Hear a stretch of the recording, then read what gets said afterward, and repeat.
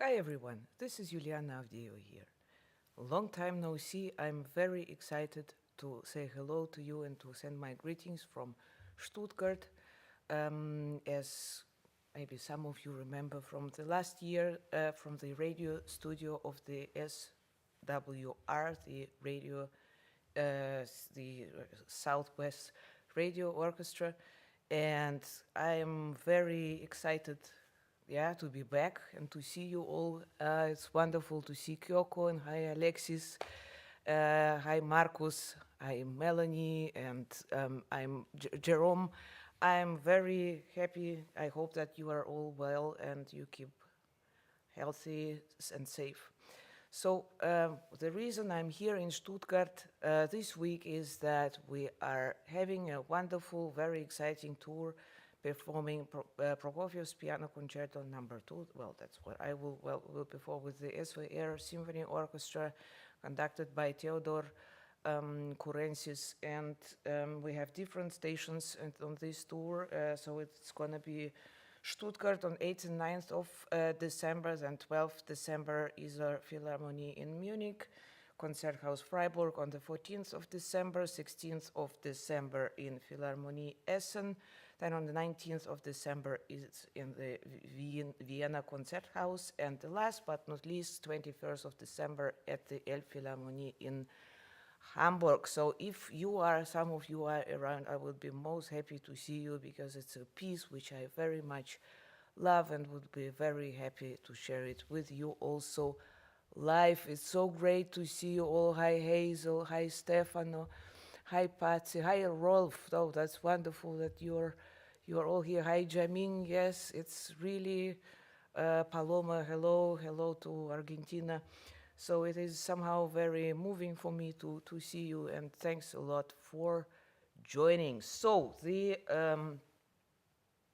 some of you know already that this particular concerto has a very special meaning to me somehow because it was a really very, very long dream of mine to perform it. Although yeah, I was around probably 9 or 10 years old as I heard it for the first time performed by Vladimir Krainev in Moscow, and Vladimir Krainev was an exciting Prokofiev interpreter anyway, and I was so overwhelmed by the power of this music and this tragic, but at the same time somehow it was this entire atmosphere of the piece literally absolutely blew me away. And I remember that I left the concert hall and I was just hoping maybe one day I will be able to play it as well. So it took me a while until I really found the courage to do it, and I'm very, very grateful for that. But I was also very moved by all your very personal stories you have shared with me about your dream pieces, and I'm very grateful for you for sharing those very intimate, sometimes really stories with me, and the range of your dream pieces. I was really excited because it was literally going from Goldberg variations by Bach, coming back to Scriabin. So it's really, there are no limits also in our dreams, and that's what I want to actually also somehow tell you, that I think that it's very important even in very heavy times that we still keep dreaming. And because this, if we wish something in a very, very strong way, even if it takes very long time, but it will happen. And I would like to encourage you to take your time for your dream pieces that you will have. You will find the time and possibility to work on them, I think, or to enjoy them. It's not only about working, but really just enjoying music. It's not even about the perfection, how well we play the piece, but just this moment of being happy that you are able to, yeah, to find the joy performing music. I wish you all that you have we all should not be scared about that and really live our dreams, also performing the music we admire. So this is, yeah, for me was indeed very, very touching, and yeah, yes, it somehow, yeah, it took me several decades, as you see, to come to this, to come to this piece, because of course it's it's an enormous colossal, yeah, he writes himself in the cadenza colossale, so it's a really a very grand piece. And actually, Prokofiev, being very young, he just actually finished the conservatory, and it was just 1 year, more or less, between the first piano concerto and the second. So he started composing it in 1912 and finished more or less in 1913, and somehow this concerto is also connected with a very heavy experience. I think basically, yes, it's not only that, but you know, I'm very excited. Now I'm reading a very interesting book by Kandinsky, Vasily Kandinsky. He also did some great literary work. And he was saying that the great art, or the real art, he wrote it in 1910, this quote. It's very free translation of mine. So basically, he's saying that the great art pieces, masterpieces, that they are not only an echo of the time, of the previous time, what happened before, but also a kind of the great art pieces. They also foresee the future, and I think in this, yeah, there was already in this piece, in this concerto, the future of the beginning of the century, especially the 1910s. It was already there. This very dramatic, very dark atmosphere. The tonality is also very rare for Prokofiev. If you have any other Prokofiev piece in your mind, please let me, in G minor, please let me know, because it is really interesting. Paloma, yes, Spiritual in Art by Kandinsky is one book, but now the one I'm reading is the essay about the art and artists. But the Spiritual in Art is also an absolutely amazing piece of reading, yeah? But it makes your brain really, like, you know, burning in a way. So really a very inspiring, inspiring big book. So anyway, the G minor is a very key, or like it's a key which has so much pain, so much something, so it's so desperate, so really dark. And so in this time, around 1912-13, Prokofiev was a good friend with Maximilian Hofschmidt, who actually, the concerto, the piece was almost ready in 13, and then this friend of Prokofiev committed the suicide, which really shocked Prokofiev, and it was a very hard moment for him. And this figure, because somehow the figure Maximilian Hofschmidt was really important for Prokofiev, for his soul. And there was a couple of pieces which, oh, Andrea, you're absolutely right. Second violin concerto is indeed also in G minor. Thanks for reminding me about that brilliant, really brilliant piece. So so there are several pieces which Prokofiev dedicated to Maximilian Hofschmidt. It's the second piano concerto, the second sonata, and the fourth piano sonata. So there were, it was a hard, let's say, very heavy loss for Prokofiev. And somehow I think also that it's not an accident that Prokofiev also indeed dedicated this very dark piece of music to him. So Prokofiev performed it himself in 1913 for the first time, and I was the critics were very divided. Some were saying, well, it's a very wonderful. The other was saying, well, it's not music, it's too modern, we cannot enjoy it, we want something easygoing. And finally, Prokofiev didn't play it for a couple of years, and then he went to Europe. he went to Europe, and apparently the original manuscript of the second piano concerto was lost, or at least destroyed by Bolsheviks. However, especially the orchestra score was lost.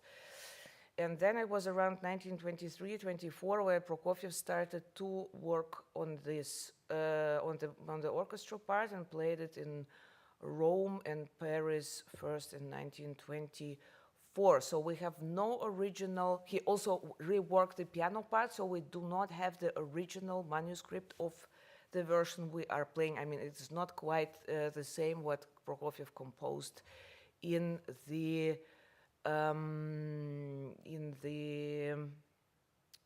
1912-13. So the piece is very, it's also quite unusual in the form. It has 4 movements, but the unusual about it is actually also that there is no real slow movement in this piece.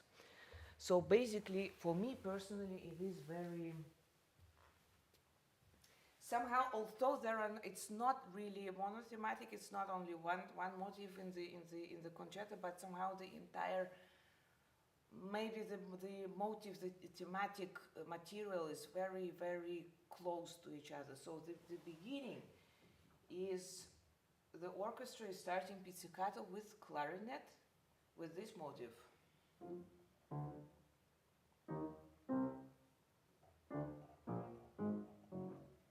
Piano. So we have already this first element is, for me it's a kind of, to be honest, for me this is a kind of ending of the Dies Irae sequence, because and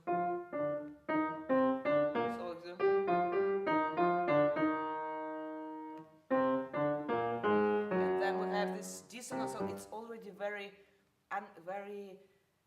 actually scaring. And then the piano comes, so we have this chromatic dissonancing, and the piano starts in a parallel quints and fourth and fifth. And this is the theme.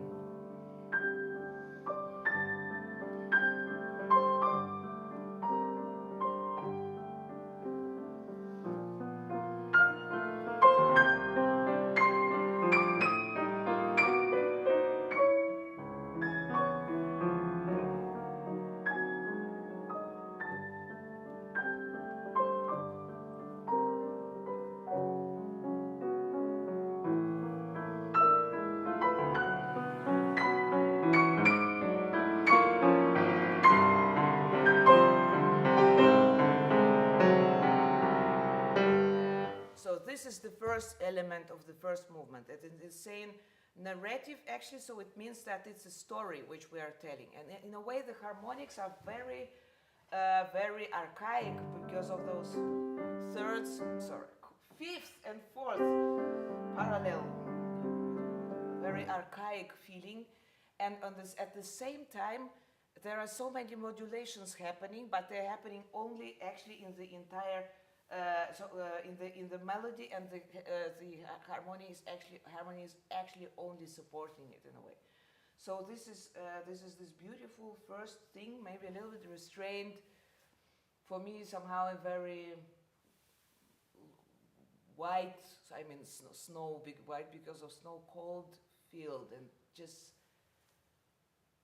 I don't know. It's very, very special lyrical moment in this theme for me. And then we have the third element. So if that was the second, the third element is coming now.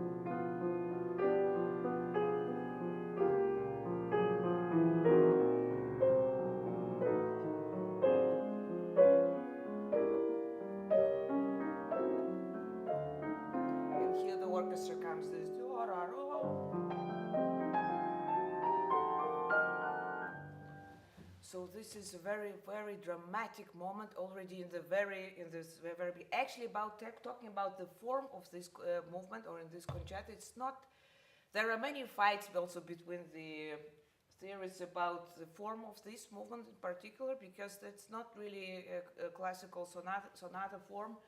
It's also not ronda, but for me somehow it's all based on this element, which is Prokofiev really moving around, also coming to the big climax in the cadenza. So, but actually there are anyway these three base movements, three elements in the beginning which are relevant for the entire movement. And then the orchestra and piano are actually sharing the same material, because first the orchestra was playing those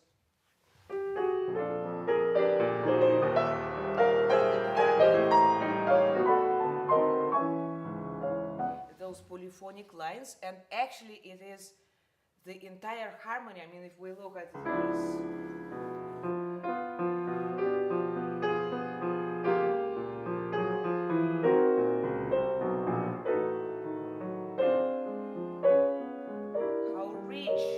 how amazingly rich these chords, our harmonies are.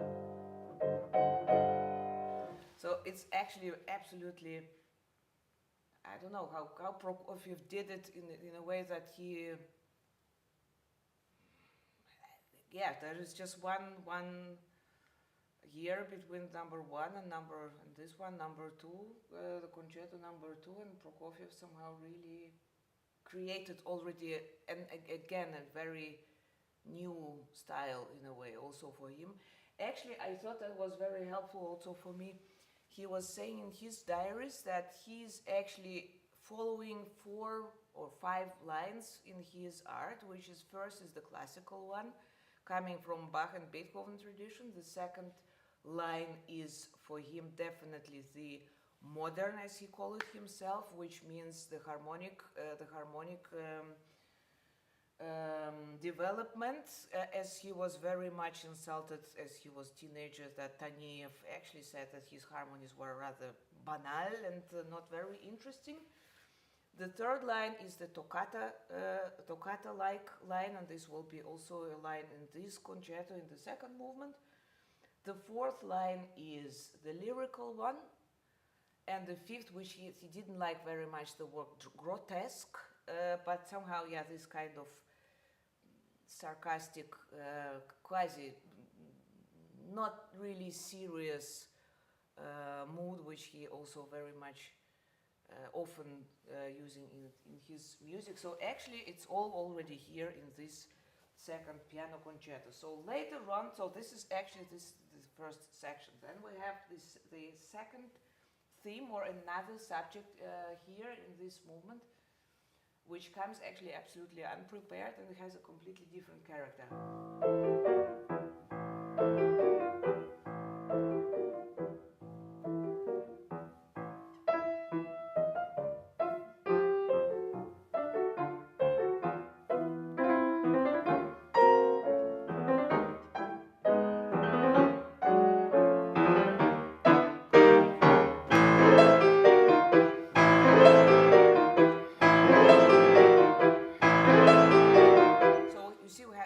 Says con eleganza. For me, it's very much ballet. It has something maybe a little bit mechanical, but still with very.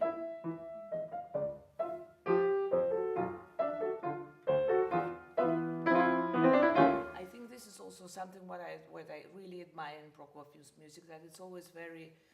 It has so many. It's for me. I see so many visions. I mean, you know, somehow some dances or some ballet or some.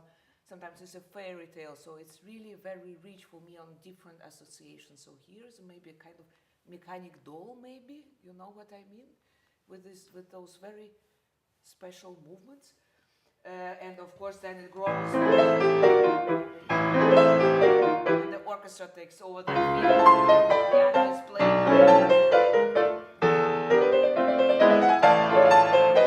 So it's still in 4. It can be, it's this Prokofiev's speciality. It can be seen like a march, but I think it's more elegant. It's something really very dancing-like.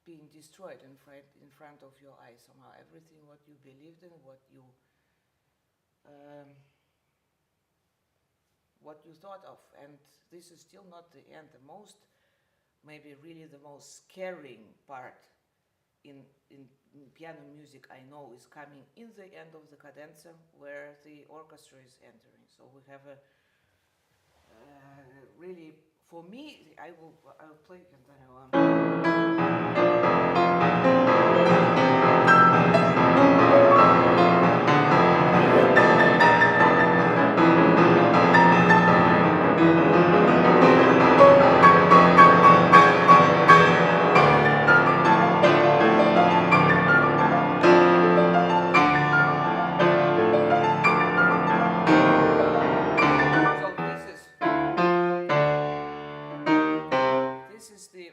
brass playing, entering over there. So for me, I have a really a vision here of, you know, the earth is opening and you see the hell, and you it's the moment when you really feel it. And actually this is indeed the climax of the movement, and then it disappears exactly. It's so quick. It's a very short, actually very short section, and then it goes back.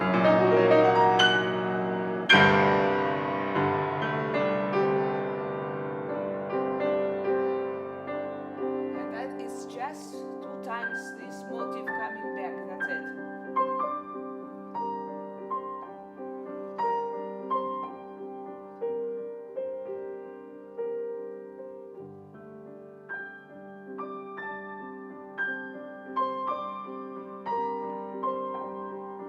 This is the soft pad also.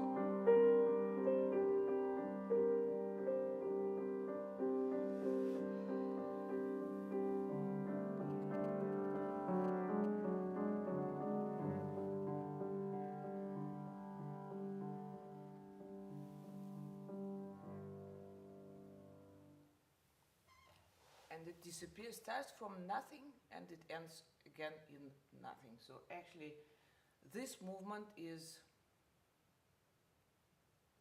so difficult even to find the. But by the way, yes, please search for what kind of feelings. How would you describe the feelings which you feel when you hear this concerto? Maybe after the first movement or in the end, because I would also wonder if it changes in the end of the concerto. So the second movement is, as I already mentioned, the toccata. Also, it's rather short, but for that, good exercise for fingers, because it's really absolute perpetuum mobile for piano. So we have a.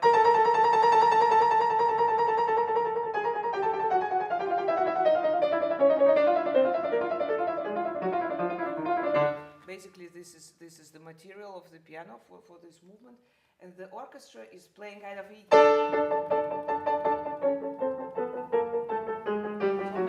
Maybe I don't know. Maybe it's a witches' party, you know, that the witches are flying around and making some fun for them. I don't know. It has some black humor, if I can put it this way. And actually, this is really, again, very fast. It's completely new scene, like, you know, in the theater, and then it's gone. The third movement. So then I was saying that there is no slow movement in this concerto, which is somehow very surprising, but in the material somehow it makes some sense. So the third movement is intermezzo, which is probably the most, let's say, it starts with the ostinato, so I'm trying to find the right word for the chorus. So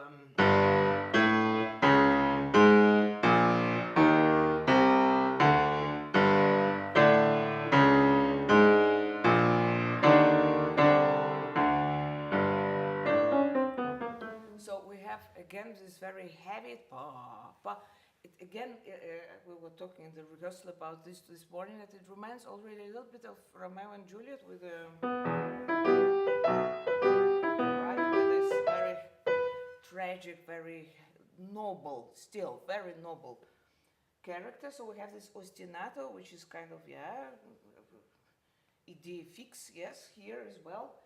And then the piano enters in a completely, in a very somehow really sarcastic way. So it's piano is coming.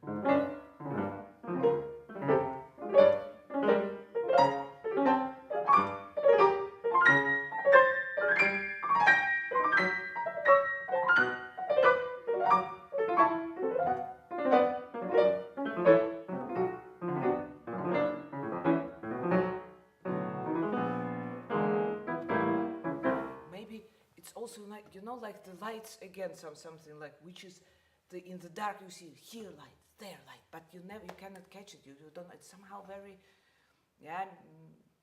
untouchable. So it makes you scary because you don't know where it will appear from.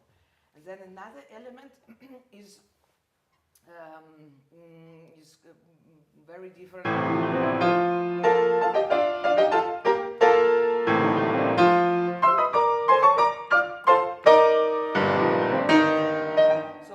Again, somehow in a very grand way. So it's the movement again is a setup of sections, which Prokofiev is very. So actually, it's reminding on the second movement of the third concerto, which is called Variations, and here still it's said intermezzo, but Prokofiev is always working on the same element somehow. Developing them. So the next element is, for me, maybe you remember we were talking about Enchanted Forest in the second piano sonata by Prokofiev. It's a very long time ago, I know, but maybe you remember this.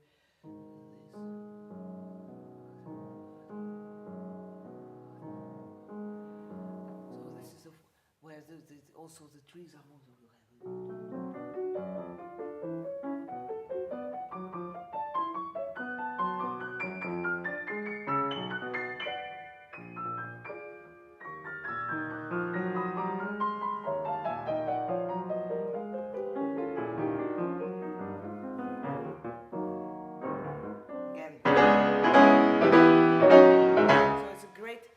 Composition of contrast, so you have those very, actually, not really connecting elements so close to that. So the new element is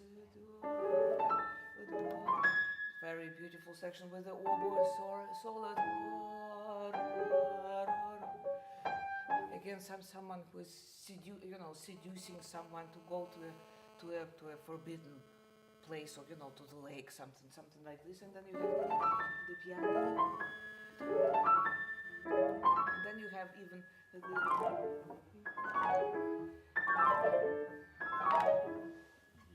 some magic water, and then the piano takes it also up, but in a sarcastic way.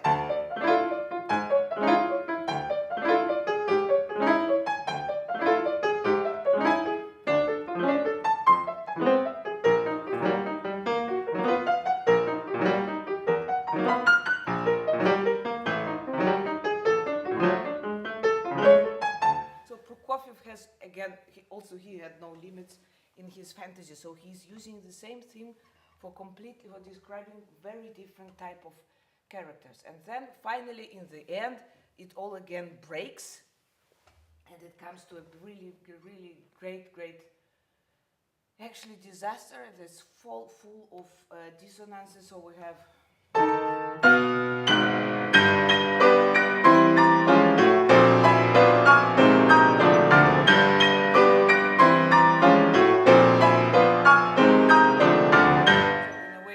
Of the world, yes, where you feel everything is crashes and nothing left after that. And the last movement is a very challenging one. It's but absolutely exciting. It's actually again consists of two basic elements. One is again this absolutely crazy right. I would know well.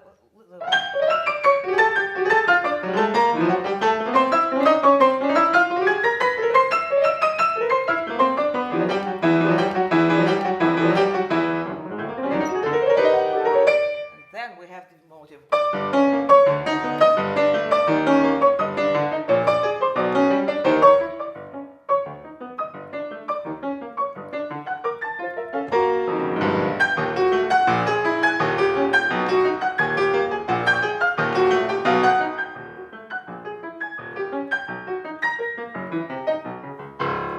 jumps, with those. And again, this is very chromatic, which is important thing, because it will be a great contrast to another section in this movement, which is for me absolutely heartbreaking, because it's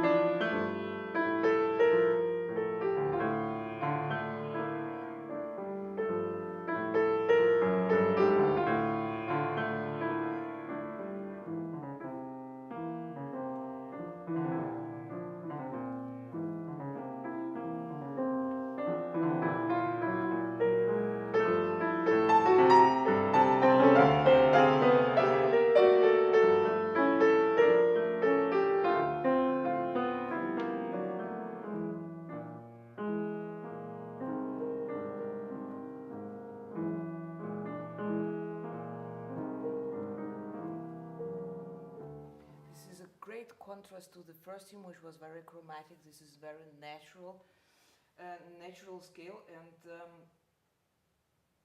somehow it's like a lullaby, and it's very honest. It's very direct to the heart. It's not the lyrical part of Prokofiev's talent or genius, and yeah, somehow it's very, for me, this part is very, very moving, and the bassoon takes over this beautiful thing, and Prokofiev again varies it, and then there is another cadenza in this movement with the great bells. Again, this cadenza is entering abrupt, and then we have the bells feeling.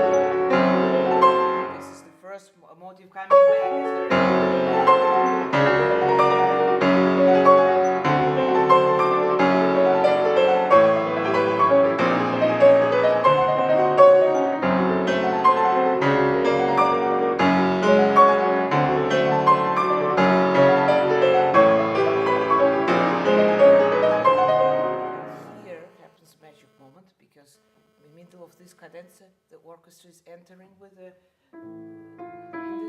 piano is playing same texture, but not with this theme, but with the natural. So it sounds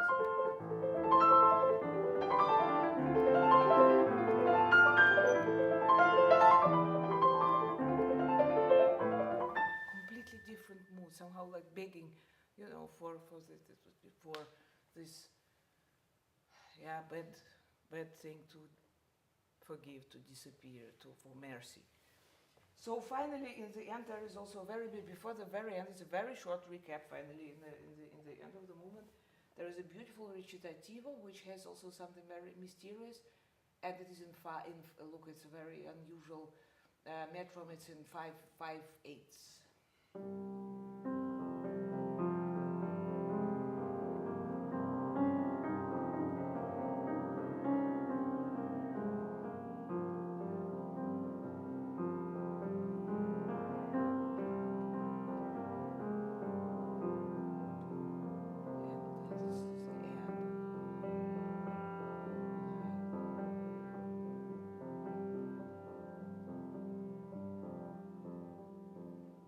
But nothing can hear, for me, nothing can beat this dark side. So it ends with a really with a dissonance.